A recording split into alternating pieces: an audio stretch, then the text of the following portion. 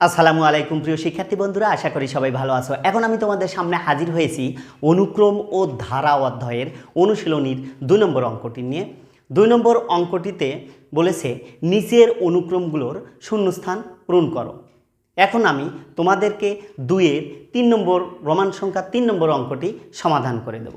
ঠিক আছে, দেখি 2-এর 3 নম্বর অঙ্কটিতে কি আছে। 2-এর রোমান সংখ্যা 3 প্রদত্ত অনুক্রম, এখানে কিন্তু আমাদের প্রথম, দ্বিতীয় এবং তৃতীয় সংখ্যাটা নেই, চতুর্থ এবং পঞ্চম সংখ্যাটা আছে, তারপরে আরেকটা ফাঁকা আছে। ওকে, তাহলে দেখো প্রথমটা ফাঁকা, দ্বিতীয়টা ফাঁকা, তৃতীয়টাও ফাঁকা। এখানে আছে কত? 5 - 4, তারপরে আরও একটা ফাঁকা। এইটি কিন্তু আছে আমাদের রাশি। এখন এখানে কি করতে হবে? প্রথমেই আমি সমান্তর ধারা ধরে অঙ্কটি করব। অর্থাৎ সমান্তর অনুক্রম যদি আমরা করতে চাই তাহলে আমাদের প্রথমেই দেখতে হবে যে পাশাপাশি দুটা পদের বিয়োগফল সবসময় সমান হবে, অর্থাৎ একটা সাধারণ অন্তর থাকবে। কিন্তু এখানে তো প্রথম, দ্বিতীয়, তৃতীয় পদ নেই, তবে পাশাপাশি কিন্তু দুটো পদ আছে, সেটা হলো চতুর্থ এবং পঞ্চম পদ। ঠিক আছে, তাহলে আমরা এখন অঙ্কটি সমাধান করব। আমরা একটু এখানে লিখব যে অনুক্রমটির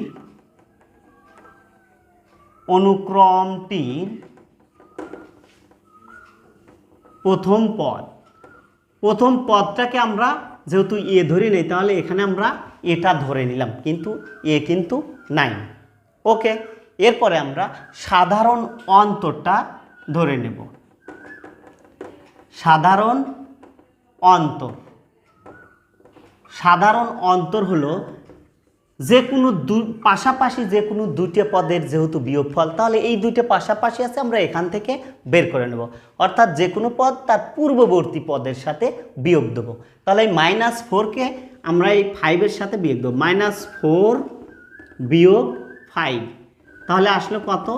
-9। এইটা কিন্তু আমাদের অন্তর, অর্থাৎ -9টা হলো অন্তর। ঠিক আছে, এখন দেখো আমরা বের করব হলো প্রথম পদ, কারণ আমাদের দ্বিতীয়, তৃতীয়, চতুর্থ, প্রথম যত পদ বের করব সবগুলো পদের জন্যই আমাদের প্রথম পদটা অবশ্যই কিন্তু লাগবে। তাহলে এখন আমি প্রথম পদটা বের করব হলো অনুক্রমের যে সমান্তর nতম পদের সূত্র আছে, অর্থাৎ সমান্তর অনুক্রমের nতম পদের যে সূত্র আছে সেই সূত্র থেকে আমরা এখানে প্রথম পদটা বের করে নেব। দেখো, তাহলে আমি লিখতে পারি যে এখানে nতম পদ হলো কত? আমরা জানি যে an = a + n - 1 × d। ওকে, তাহলে এখানে আমার দুটো পদ আছে, একটা হলো এইটা হলো চতুর্থ পদ আর এইটা হলো পঞ্চম পদ। ঠিক আছে, তাহলে আমরা এই চতুর্থ পদ থেকে, অর্থাৎ 1 2 3 4, এই চতুর্থ পদ থেকেই আমরা কি করব? আমাদের এই প্রথম পদ এর মানটা বের করব। দেখো, তাহলে আমরা লিখতে পারি এখানে যে চতুর্থ পদ a4 = a + 4 - 1 × d। ওকে, এখন আমরা মানটা বসিয়ে দেব। তাহলে a4 কত আছে? আমাদের চতুর্থ পদটা হলো 5, এই 5টা আমরা বসিয়ে দিলাম। আর এখানে a তো এভাবেই থাকবে, এটা বের করতে হবে। আর 4 থেকে 1 বাদ দিলে 3 থাকে গুণন, আর d এর মানটা কত? -9। ওকে, এরপরে দেখো, তাহলে 5 = a, আর এই প্লাস মাইনাসে মাইনাস হয়ে যায়, 3 9 27। ওকে, এরপরে দেখো 5 ইকুয়াল 5, এই -27টা এই পাশে নিয়ে আসবো আমরা প্লাস করে, ওকে, +27 তার মানে এ সমান পেয়ে গেলাম আমরা কত, 32। তাহলে আমরা এ সমান 32টা পেয়ে গেলাম, অর্থাৎ প্রথম পদটা আমাদের কত, 32। এখন আমরা বের করব কি, দ্বিতীয় পদ, তৃতীয় পদ এবং এর পরে আছে কত, ষষ্ঠ পদ। ঠিক আছে, এই পদগুলো বের করব। তাহলে আমরা দ্বিতীয় পদের সূত্র এখন লিখব, যে দ্বিতীয় পদ হলো a2 equal a plus 2 - 1 into D. তাহলে দেখো এর মান কিন্তু আমরা পেয়ে গেছি কত, 32। তাহলে 32 যোগ, হ্যাঁ 2 থেকে 1 বাদ দিলে 1 থাকে, গুণন, আর ডি এর মানটা আমরা পেয়েছি কত, 9। ওকে, তাহলে এখানে 32 প্লাস মাইনাসে মাইনাস, 9 হককে 9। তাহলে 32-এর মধ্যে যদি আমরা 9টা বাদ দেই তাহলে থাকে কত, 23। ওকে, তাহলে আমরা দ্বিতীয় পদটা পেয়ে গেলাম। এখন আমরা বের করব হলো তৃতীয় পদ।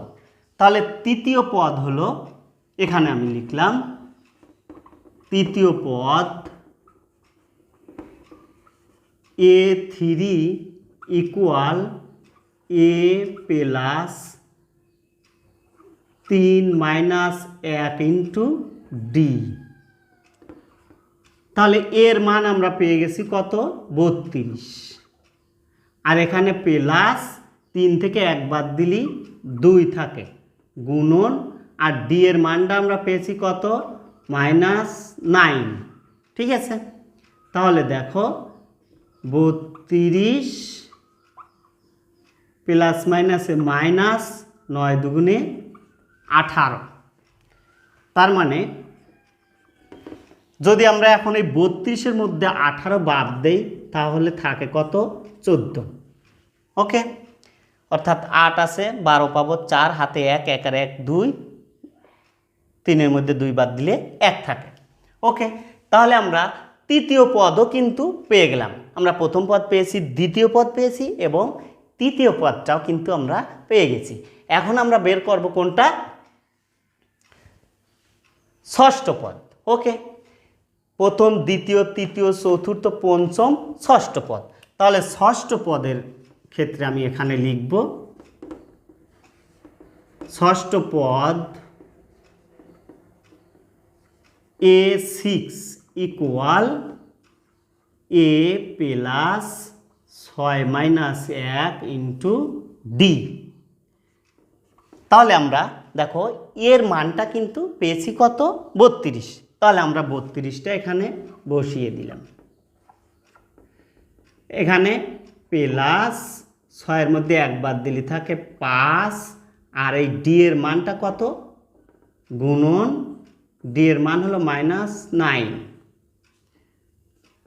তাহলে 32 প্লাস মাইনাসে -5 9 45।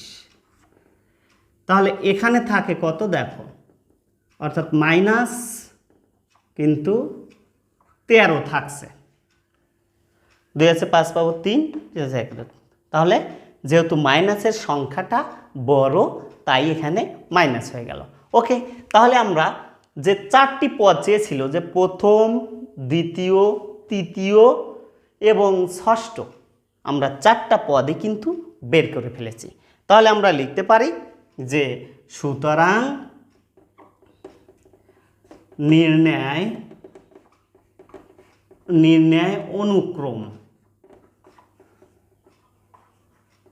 অনুক্রম প্রথমটা শূন্যস্থান, দ্বিতীয়টাও শূন্যস্থান, তৃতীয়টাও শূন্যস্থান, তারপরেরটা কত, 5, তারপরেরটা -4, তারপরটা আবার ফাঁকা। ওকে, তাহলে আমরা এই সব জায়গায় আমরা বসিয়ে দেব। প্রথম পদ আমরা পেয়েছি কত, 32 এবং দ্বিতীয় পদ পেয়েছি আমরা 23। ওকে, এরপরে আমরা তৃতীয় পদ পেয়েছি কত, 14 এবং ষষ্ঠ পদ পেয়েছি -13। ওকে, তাহলে আমরা সবগুলো পদ পেয়েছি এবং পদগুলো শূন্যস্থানে আমরা বসিয়ে দিলাম। ঠিক আছে প্রিয় শিক্ষার্থী, এইটি ছিল আমাদের এই 2-এর রোমান সংখ্যা 3-এর সমাধান। ঠিক আছে প্রিয় শিক্ষার্থী, আশা করি অঙ্কটি বুঝেছ।